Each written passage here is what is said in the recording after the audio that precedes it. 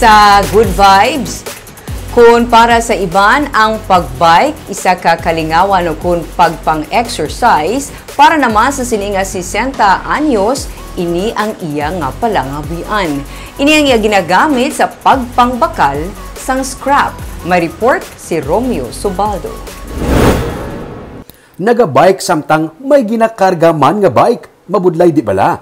Kung may karga pagid nga mga kabilya, kag may iban pagid nga mga scrap, mas mabudlay pagid. Pero ang 60 anyos nga si Rafael Tortugo sang Barangay Kabug sa Bacolod City, kaya masarangan niya pa ini.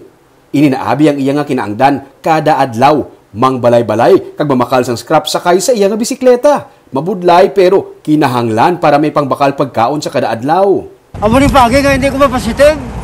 Ha? Amo ni pagi nga hindi ko mapasitive. Hindi positive man? Basi kung hindi ko wala ko, bro, positive ko mo kayo wala mo na ako. Nakanan, hindi ka kaya puli. Sa Barangay Kabog, Hindi ka pagalibot.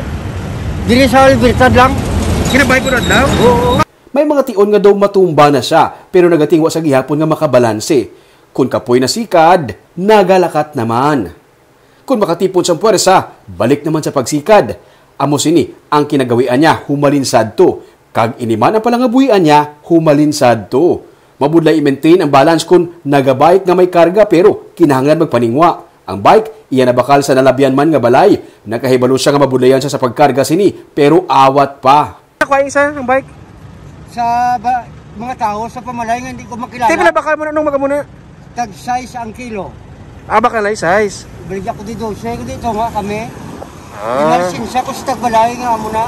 Separado na siya sa iya nga misis. Wala naman kuno sa iyang ilakabataan. Mabudlay, makapoy, pero kinahanglan magpadayon para mabuhi. Bike, no? Mabudlay pero ginaganta ko lang eh.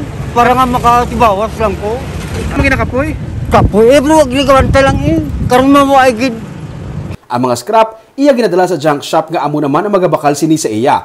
Samtang may puwersa pa, magapadayon na siya sa pagsikad. Silingganin nila ang kabuhi daw bisikleta. Para makabalanse, dapat magpadayon sa pagsikad.